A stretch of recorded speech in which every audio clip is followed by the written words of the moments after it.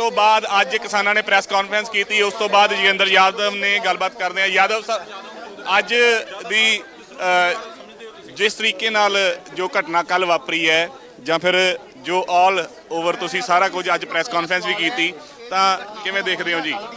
ਕੱਲ ਦੀ ਘਟਨਾ ਤੋਂ ਬਾਅਦ ਲੋਕਾਂ ਦੇ ਮਨ ਵਿੱਚ ਇੱਕ ਚਰਚਾ ਚੱਲ ਰਹੀ ਹੈ। ਲੋਕਾਂ ਨੂੰ ਖਦਸ਼ਾ ਹੈ ਕਿ ਕਿਸਾਨ ਅੰਦੋਲਨ ਦਾ ਕੀ ਬਣੇਗਾ। ਜਿਹੜੇ ਖੇਤੀ ਕਾਨੂੰਨਾਂ ਨੂੰ ਰੱਦ ਕਰਾਉਣ ਦੇ ਲਈ ਕਿਸਾਨਾਂ ਨੇ ਇਹ ਟਰੈਕਟਰ ਮਾਰਚ ਕੀਤਾ ਹੈ, ਉਹ ਖੇਤੀ ਕਾਨੂੰਨ ਰੱਦ ਹੋਣਗੇ ਜਾਂ नहीं? किसान आंदोलन का पहला और सबसे बड़ा मकसद था, है और रहेगा कि ये जो 3 कानून हैं इनको रद्द करवाया जाए। कोई एक उस बड़े पर्पस के लिए ये तो अलग अलग प्रोग्राम है। प्रोग्राम में आप आगे बढ़ते हैं, पीछे आते हैं, प्रोग्राम को बदलते हैं, लेकिन आपका टारगेट नहीं बदलता। टारगेट है इन तीनों कानूनों को रद्द करवाना और उसके बदले प्रधानमंत्री से एमएसपी के ऊपर लीगल गारंटी लेना। उसमें कोई बदलाव नहीं है और आंदोलन था, है, रहेगा और मजबूत होगा। और इस बहाने कुछ जो हमारे बीच खराब एलिमेंट्स आ गए थे उससे छुट्टी मिली। यादव जी, एक जथेबंदी के ਵੱਲੋਂ ਐਲਾਨ ਕੀਤਾ ਗਿਆ ਸੀ 26 ਤਰੀਕ ਨੂੰ ਰਿੰਗ ਰੋਡ ਦੇ ਉੱਪਰ ਜਾਣ ਦਾ। सर मैं आप दोनों बोलेंगे तो मैं सुन नहीं पाऊंगा। ਜ਼ਿੰਮੇਵਾਰ ਕਿਹਨੂੰ ਮੰਨਦੇ ਹੋ ਕੱਲ ਦੇ ਸਾਰੇ ਹਾਦਸੇ ਦਾ? कल जो कुछ हुआ उसके बारे में कोई शक नहीं है कि 2 सबसे बड़े जो सबसे खराब घटनाएं हुई उसमें एक है पंजाब किसान मजदूर संघर्ष समिति और दूसरे हैं दीप सिद्धू। इन दोनों के अगर आप बैकग्राउंड देखें तो सीधी उंगली, शक की सुई सीधे सीधे केंद्र सरकार की तरफ जाती है। सवाल ये उठता है जिसके बारे में जांच होनी चाहिए। सैकड़ों संगठन सिंगो बॉर्डर पे बैठे हैं, सिर्फ एक संगठन को स्पेशल प्रिविलेज मिलता है कि वो बैरिकेड के दूसरी तरफ यानी पुलिस वाली साइड के ऊपर आके अपना टेंट लगाए, वो भी 15 दिन बाद। ऐसा क्यों हुआ? जिस संगठन ने ਸਵਾਲ ਇਹ ਹੈ ਕਿ ਇੱਕ ਜਥੇਬੰਦੀ ਦੇ ਵੱਲੋਂ ਐਲਾਨ ਕੀਤਾ ਗਿਆ ਸੀਗਾ ਕਿ ਅਸੀਂ ਇਸ ਰੋਡ ਦੇ ਉੱਪਰ ਜਾਣਾ, ਕਿ ਇੱਕ ਜਥੇਬੰਦੀ ਬਾਕੀ ਸਾਰੀ ਜਥੇਬੰਦੀਆਂ ਤੇ ਭਾਰੀ ਪੈ ਗਈ ਕਿਉਂਕਿ ਜਦੋਂ ਰਿੰਗ ਰੋਡ ਦੇ ਉੱਪਰ ਗਏ ਨੇ ਉਦੋਂ ਸਿਰਫ ਕਿਸਾਨ ਮਜ਼ਦੂਰ ਸੰਘਰਸ਼ ਕਮੇਟੀ ਦੇ ਲੋਕ ਨਹੀਂ ਸੀ, ਸਾਰੇ ਜਥੇਬੰਦੀਆਂ ਦੇ ਲੋਕ ਸੀਗੇ ਇੱਥੇ। मैं खुद उस वक्त वहाँ मौजूद नहीं था तो मैं आपको फर्स्ट हैंड इन्फॉर्मेशन दूँ वो ठीक नहीं है इसके बारे में। राजेवाल जी ने स्पष्ट किया है कि उनको दूसरी जथेबंदी को चूँकि पहले ही 7:30-8 बजे आगे बढ़ने का मौका दे दिया गया और दूसरा राइट हैंड वाला रास्ता नहीं था, इसलिए ऐसा हुआ। हालांकि मैं उस स्पॉट पे मौजूद नहीं था तो मैं आपको इसके बारे में कॉन्क्रीट नहीं ਜਦੋਂ ਤੁਹਾਨੂੰ ਪਤਾ ਲੱਗਾ ਕਿ ਅੱਗੇ ਚਲੇ ਗਏ ਨੇ ਤੁਸੀਂ ਰੋਕ ਸਕਦੇ ਸੀ ਉੱਥੇ ਜਾ ਕੇ। आरएसएस ਦੇ ਵੱਲੋਂ ट्रेनिंग ਦਿੱਤੀ ਗਈ ਹੈ, ਕੀ ਕਹਿਣਾ है? मेरा ये कहना है आप 3 लोग अगर एक एक करके नहीं पूछोगे, अगर नेता लोग ये करने लग जाए तो आपको नेताओं को बोलने का सलीका नहीं है। ਤੁਹਾਡੇ ਉੱਤੇ FIR यादव जी ਤੁਹਾਡੇ आप तीनों आपस में फैसला, आप आपस में फैसला कर लो किसने पूछना है। कहा कि उनकी कॉन्स्पिरेसी हो सकती है तो सर रिपब्लिक डे के दिन एक गवर्नमेंट जो है वो अपने ही इमेज क्यों डैमेज करेंगे सर? वो इस तरह के काम करके अपने मतलब इमेज को क्यों खराब करना चाहिए?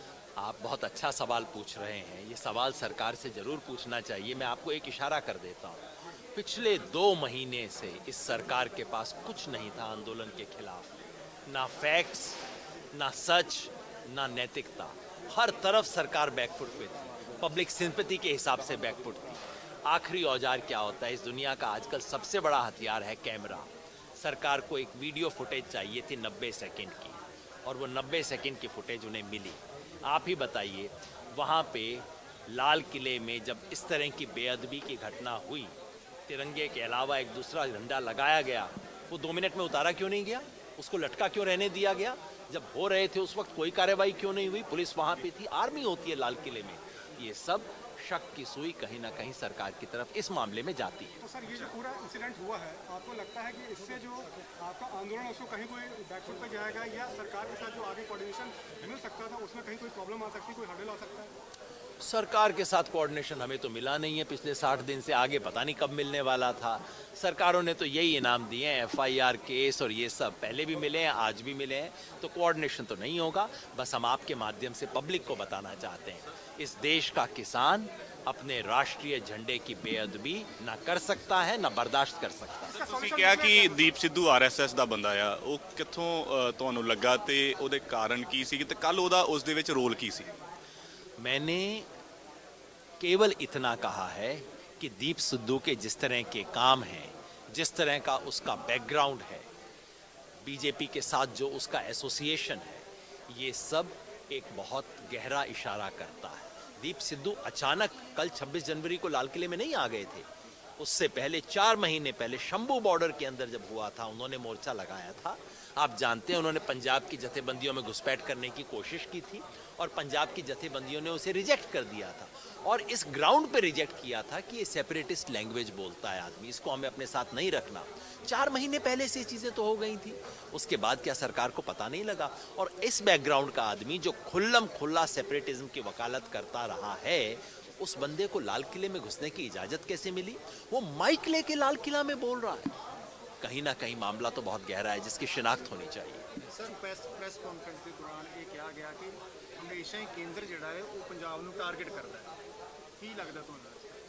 ये तो बहुत पुरानी कहानी है, आपको याद होगा 1960-65 से किस्सा शुरू हुआ था, जिसके बाद जब पंजाब सूबे का निर्माण करने में इतनी देर हुई थी। ये कहानी तब से जाती है, मैं पॉलिटिकल साइंटिस्ट हूँ, आपको 70 साल पुरानी कहानी बताना शुरू कर दूंगा, लेकिन मैं समझता हूँ कि ये फीलिंग बहुत स्ट्रांग रही है और मैं नहीं चाहता कि केंद्र सरकार ऐसा कुछ और काम करे जिससे पंजाब में ये फीलिंग और गहरी हो। यादव जी आखिरी सवाल है, ਤੁਹਾਨੂੰ 8 ਵਜੇ ਪਤਾ ਲੱਗ ਗਿਆ ਹੋਊਗਾ ਕਿ ਬੈਰੀਕੇਡ ਤੋੜ ਕੇ ਅੱਗੇ ਉਹ ਸਭ ਤੋਂ ਪਹਿਲਾਂ ਚਲੇ ਗਏ ਨੇ।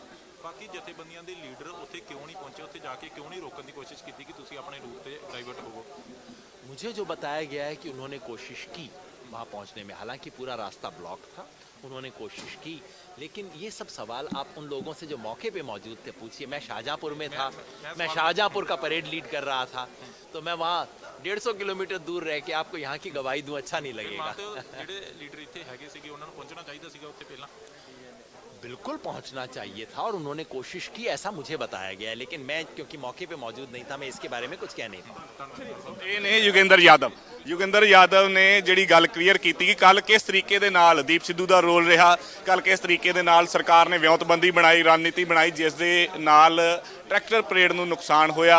ਤਾਂ ਇਹ ਸਾਰੀ ਜਿਹੜੀ ਹੈ ਕਹਾਣੀ ਉਹਨਾਂ ਨੇ ਸੁਣਾਈ। ਇਸ ਤੋਂ ਬਾਅਦ ਇੱਕ ਪਹਿਲਾਂ ਪ੍ਰੈਸ ਕਾਨਫਰੰਸ ਵੀ ਕੀਤੀ ਹੈ, ਉਹਦੇ ਵਿੱਚ ਵੀ ਉਹਨਾਂ ਨੇ ਕਿਹਾ ਹੈ ਕਿ ਦੀਪ ਸਿੱਧੂ ਦਾ ਸਮਾਜਿਕ ਤੌਰ ਦੇ ਉੱਤੇ ਬਾਈਕਾਟ ਕਰ ਦੇਣਾ ਚਾਹੀਦਾ ਆ ਕਿਉਂਕਿ ਕੱਲ ਇੱਕ ਵੱਡੀ ਇਤਿਹਾਸਕ ਪਰੇਡ ਨੂੰ ਉਹਨਾਂ ਨੇ ਨੁਕਸਾਨ ਪਹੁੰਚਾਇਆ ਹੈ। ਕੈਮਰਾਮੈਨ ਮਨੀਸ਼ ਦੇ ਨਾਲ Mandeep Singh, daily post Punjabi, Singhu border.